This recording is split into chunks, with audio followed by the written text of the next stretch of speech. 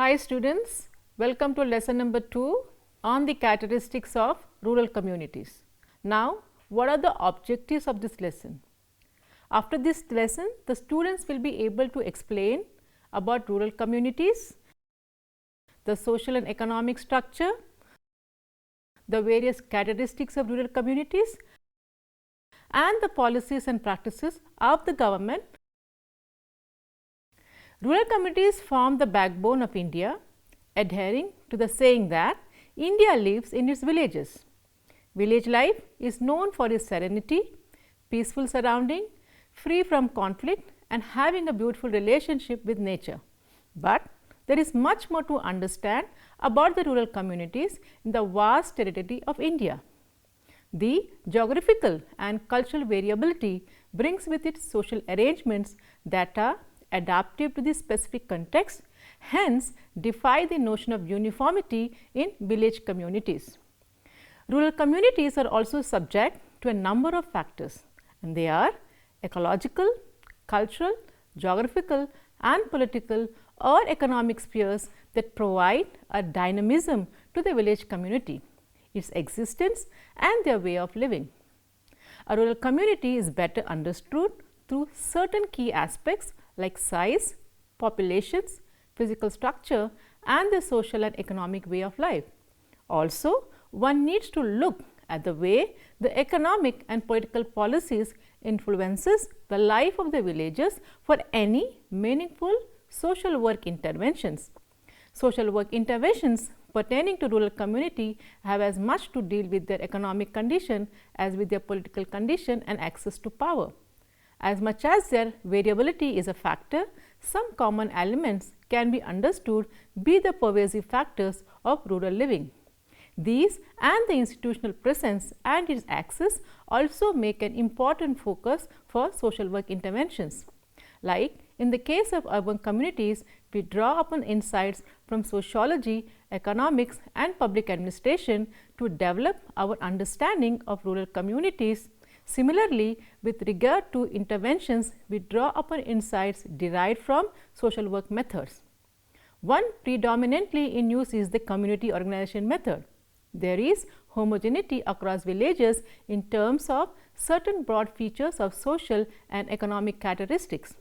The technological and organizational aspects are also simpler compared to the urban areas and also well laid out within the socialization processes.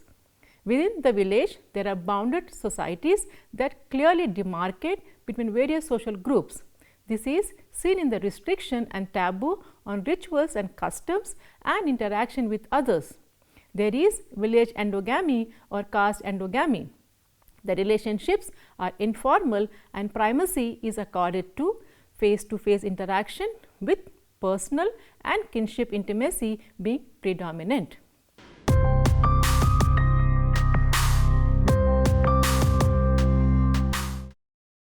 Now, we will try to understand the rural community in detail. Rural means who lived in villages. It means this term refers to geographical area. Geographically, rural population lives away from urban settlements and towns with relatively small clusters. All over the world, governments have defined rural in statutory terms. US Bureau of the Census defines rural community on the basis of population, size, incorporation and density, though such an arbitrary definition of rural community may be subjected to criticism and it serves the purpose of government. In our country also, similar effort has been made for the purpose of the government procedures. The term rural is defined in terms of revenue. On population size, for the Indian government, the village means a revenue village. It might include one big village or a cluster of small villages. However, for Census Commission, a village is that which is identified by its name having definite boundaries. The Census of India has defined a village as under the basic unit for rural areas is a village which has definite surveyed boundaries. The revenue village may comprise several hamlets, but the entire village has been treated as one unit for presentation of census. The pattern of living life by the community is also one of the important determinants. Rural people generally depend on nature for their occupation. Rural life surrounded by agrarian culture, farming, fishery, forestry, animal husbandry and agricultural based activities are the sources of their livelihood.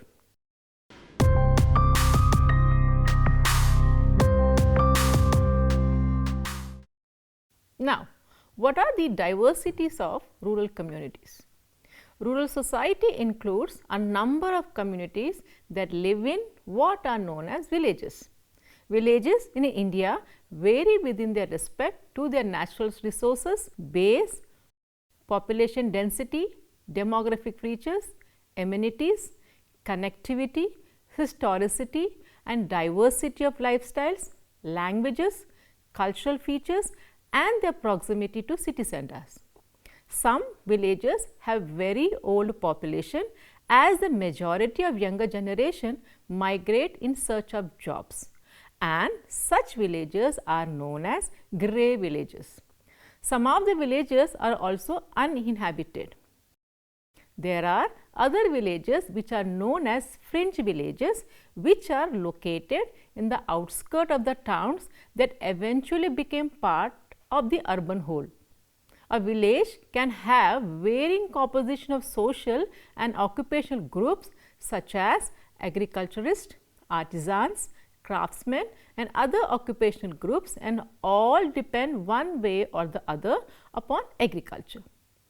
One major understanding was that communities which are non-tribal as well as tribal tend to live in rural areas. Persons belonging to the former are often known as peasant societies, or communities in which there is a definite bonding with the nearby market towns. These communities are not isolated like the tribal communities. Their linkage with their nearby towns is also through some forms of shared governance that bind them with the region to other constituents. They have also well established market links with the nearby townspeople for the sale of surplus agricultural produce and for the purchase of useful items for daily living manufactured in the urban areas. Villages are primarily good producing units and they are agriculture based. They produce not only for their own subsistence, but also for the urban societies which are non-producing. Land and the natural resources are the primary means or the units of production in rural societies. Ecological conditions also influence the pattern of the stay, with hamlets that are stringed together or individual houses surrounded by their fields.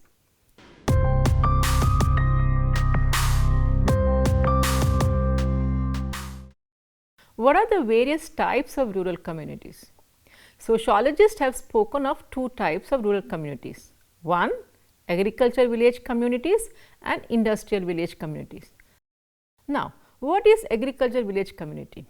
It is mainly built around agriculture, even though trade may be carried on there in a small scale. Such a village is a trade and social center for the surrounding farmers. In most parts of the world, it is customary for farmers to live in the village and to go out by day to cultivate their land, returning to their homes in the village center at night. In the Indian villages, normally people build their houses near their land and live in it. The Indian farmers depend more on agriculture rather than on trade. And the industrial village community. The industrial community in which the people in such villages gain most of their income from small industries located there. Industries such as cutting the tree and firewood, preparing charcoal, brick making and baking, producing stones for building houses, fishing, rolling beedies, mining, etc. may be carried on there. The industrial village may also provide services for the surrounding farmers, but its chief economic endeavor is industry rather than farm service occupations. The nations which are undergoing the process of rapid industrialization and the industrialized countries normally give birth to such industrial villages. Similarly, mining villages are found in some places. However, the employment potential of such villages has its own limitations.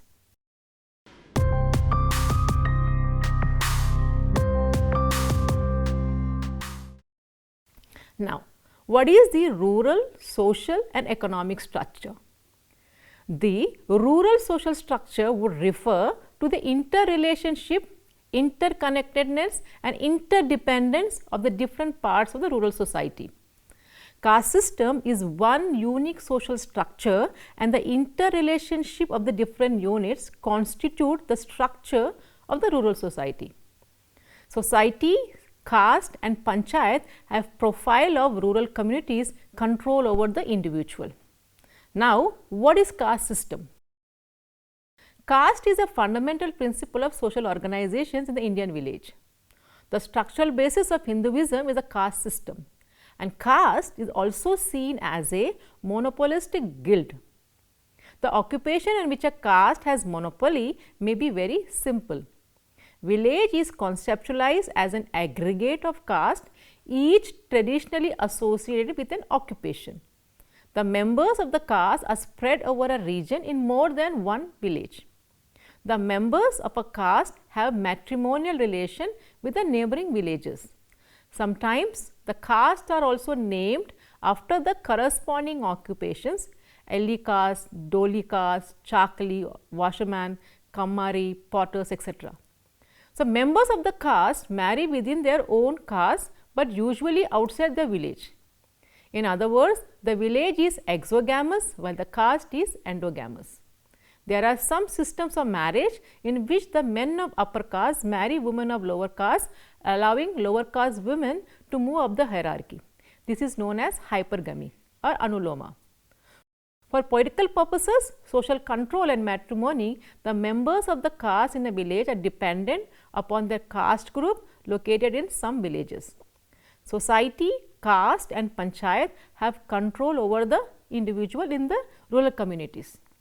It is also true that all caste occupations are not found in the village. A village has some caste, but for services it may depend on members belonging to various other castes from neighboring villages. Caste and class are linked to each other, with high caste usually being associated with higher classes. Now, what is intercaste relations? Intercaste relations at the village level constitute vertical ties. The castes living in a village are bound together by economic ties. Intercaste relations are mediated by a system known as Jajmani system. Jajmani is a sort of mutual give and take form of relationship in which one family is hereditarily entitled to supply goods and render services to the other in exchange of the same. The person rendering the services or supplying the good is known as Kamin or Prajan, and the person to whom the services are rendered is called as Jajman. Thus, under Jajmani system, a permanent informal bond is made between Jajman and Kamin to meet each other's needs for goods and services. Now, the relationship of family in the rural communities. Rural families functions as a unit of economic, cultural, religious and political activity. In agricultural societies, the family becomes the unit of production, distribution and consumption. And marriage is a decision of the family governed by the rules of kinship. Family has a strict control and administrative powers over the individuals. Now, the political and economic connections in rural communities. Political power centered in cities controls villages. The conflict between different people pertain mainly to the matters of land disputes, traditional power arrangements, sharing of common resources such as the community pastures, water and forest resources, and transgressing caste boundaries. Panchayats are usually the forums for dispute resolution, and there are two types, one the village panchayat and the other Jati Panchayat. The former deals with the welfare of the families living in their village, undertaking collective tasks of the village such as performing rituals for the welfare of the entire village or organizing programs for the collective welfare such as building tanks, roads, granary, etc. And a traditional caste council called Panch or Phai comprises of a small but always an odd number, deals with issues related to caste matters and inter-caste relations. And rural communities being an agriculture sector. Now, what is agriculture sector?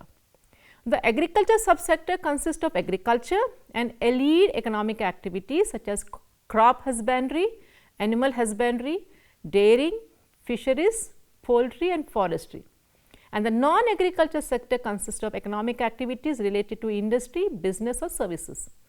This refers to the cottage and village industries like khadi, handloom, handicrafts, etc. Business refers to micro enterprises trading of general goods, small shops, petty traders, etc., whereas services refers to transport, communication, banking and input supply marketing of farm and non-farm produce. The main stakeholders of rural sector include farmers, agricultural and non-agricultural laborers, artisans, traders, money lenders and those engaged in providing such services as transport, communication, processing, banking, education and extension. Agriculture is the mainstay of Indian economy because of its high share in employment and livelihood creation, notwithstanding its reduced contribution to the nation's GDP. Now, what are the allied agriculture activities? Animal husbandry and horticulture, pisciculture, apiculture and sericulture are examples of allied activities which are closely related to agriculture and provide marginal or substantial source of income for rural communities. And the non-agriculture activities are the sectors in rural areas which constitutes an important component of the rural workforce, which constitutes 20 to 25% of rural workforce. These includes manufacture of implements and work of artisans and craftspersons that support the agriculture work. Now, the rural assets and poverty. The picture of assets in rural areas is skewed. Over 78% of the cultivators belonging to the category of marginal and small operators cultivate less than 1/3 of the land. In contrast, less than 2% of the cultivators having holdings of more than 10 hectares each cultivate about 29% of the land. So, the incidence of poverty is closely linked to the employment, ecological setting and ethnic profile of the population. Even if employment is available, the nature of such an employment determines whether such a person is poor or not.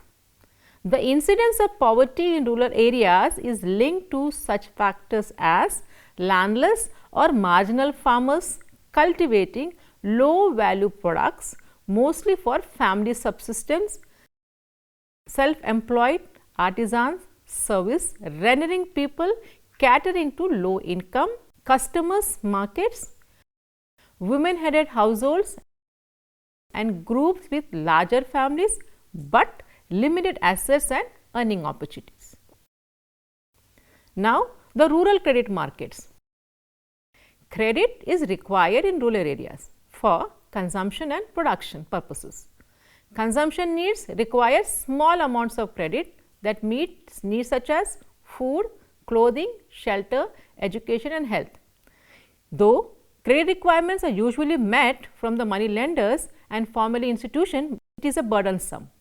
However, there is increasing evidences that the growing of self-help group movement in several parts of the country, especially south, is able to make inroads into traditional money lending institutions, and their share is less, but it is increasing rapidly.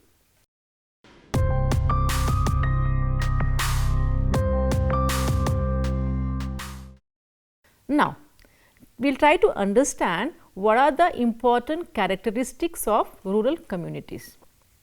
The important characteristics of rural communities are as follows, and the first one is The village is a unit of rural society.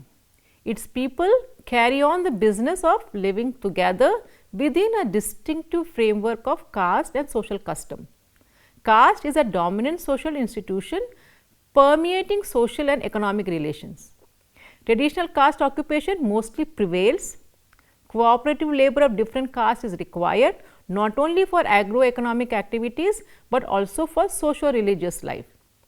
The large villages have within its population all the occupational castes have a comparatively more integrated and self-sufficient economics as well as socio-religious life than smaller village. Second characteristic is that the village as a social and cultural unit possesses a basically uniform organization and structure of values all over India. Many problems are common to the entire Indian rural communities. Third characteristic is the ethnic, linguistic, religious and caste composition of a village largely determines its character and structure. Some village of hamlets are inhabited almost exclusively by certain castes, as in the case of Agraharams for Brahmins. Even in a village with mixed population, the different castes usually live in different sections of the same village. Intercaste rivalries are still present in rural areas. The father is the head of the rural family, who exercises absolute power over its members. It is he who distributes the work of the peasant household among the family members on the lines of age and sex differences, arranges marriage of sons and daughters and other members, administers the joint family property according to his wisdom, and trains the youngsters for the future agricultural work and social life. All initiatives and final authorities are vested in the family. And the fifth characteristic is women do not have full equality with men in several aspects of life. Sixth, Indian rural society is predominantly based on agriculture, where possession of land carries with it social and prestige value besides being considered as a common asset. In many villages, the land is mostly distributed between two or more castes or among a few families or between one big landowner and the rest of the community. Landless laborers and tenants constitute a considerable part of the population depending on agriculture. Seventh characteristic is that every village has its own organizational setup, authority and sanctions. It has its growing body, the panchayat, based on local tradition since long, but now constituted on a regular basis according to the provisions of Panchayat Raj system. The eighth characteristic is the social distance or isolation has a bearing on the nature of the organization of a village and of its view on the world. Availability of or nearness to modern means of transport or communication also modifies the setting and fabric of a village. Rural communities are also known for hospitality, feminist traditionalism, fatalism, religiousness, often combined with superstitious beliefs, leisure attitude to life and low standards of living. Along with the characteristics, now the specific characteristics of rural society are: the first one, it is the rural settlement. They have open settlements, patterns of houses are scattered and having open houses covering vast area for courtyard. Second specific characteristic is mud constructed houses. Most of the houses in this kind of societies are mud constructed, although use of bricks and stone is increasing in these societies. As we all know, agriculture is the main characteristic. Most of the people of these societies are associated with agriculture profession, and some of them are also involved in labor related to agriculture.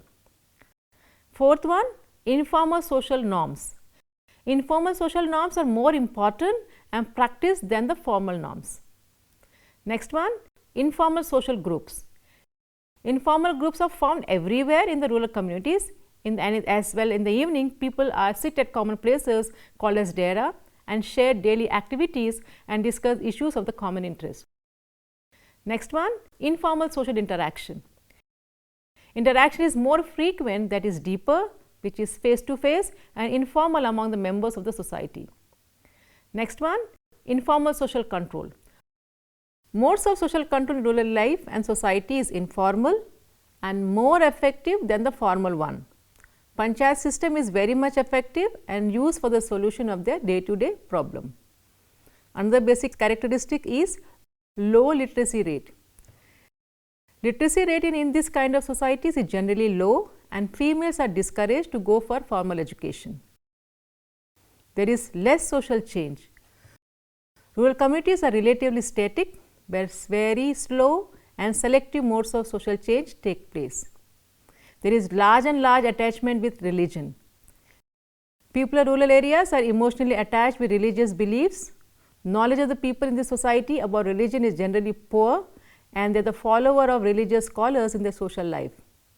Coming to economy, they have a relatively self-sufficient economy, particularly in terms of production and consumption, and static economy since they lack modern technology, modes of investment and market economy. With regard to deviant behavior, any deviant behavior in rural communities is dealt with strictness. And poor urban facilities.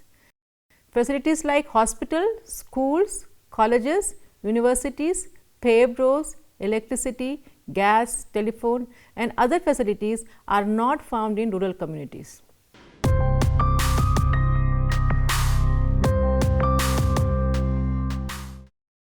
Now, what are the various policies and practices for rural communities?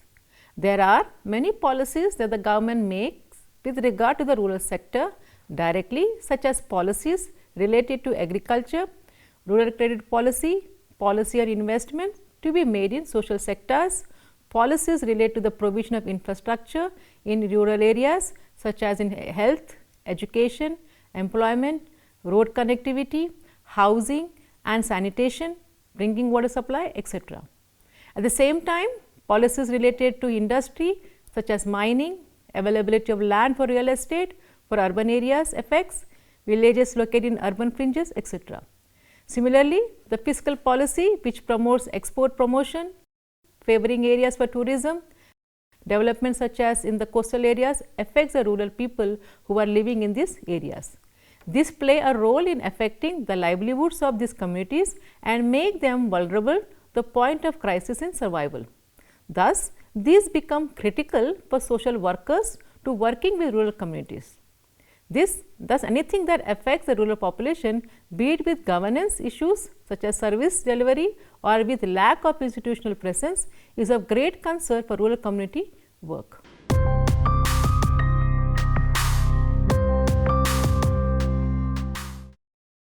To summarize, it is found that rural communities are understood through certain key aspects like size, population, physical structure and the social and economic way of life.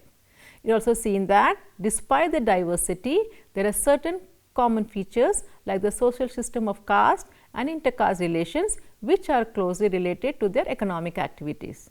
The lower social hierarchy also mean low in assets and income. The importance of strengthening the livelihood base of agriculture and elite activities, especially in the dry land region, for the development of communities at the margins. The living condition of these communities are subject to change both from external and internal factors, especially from the policy interventions by the government. These would be important for any meaningful social work intervention.